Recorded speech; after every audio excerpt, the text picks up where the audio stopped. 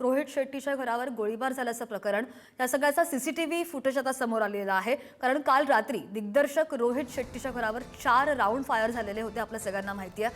आणि पुण्यामधून 4 आरोपींना या संदर्भात अटक सुद्धा झाली आहे आणि मुख्य आरोपी मात्र अजूनही फरार आहे। रोहित शेट्टीच्या घरावरील गोळीबाराची जबाबदारी लॉरेन्स बिश्नोई गँगनं स्वीकारल्याची सुद्धा माहिती आहे। आणि यामध्ये शुभम लोणकर, आरजू बिश्नोई नावाच्या व्यक्तींनी या हल्ल्याची जबाबदारी घेतलेली होती।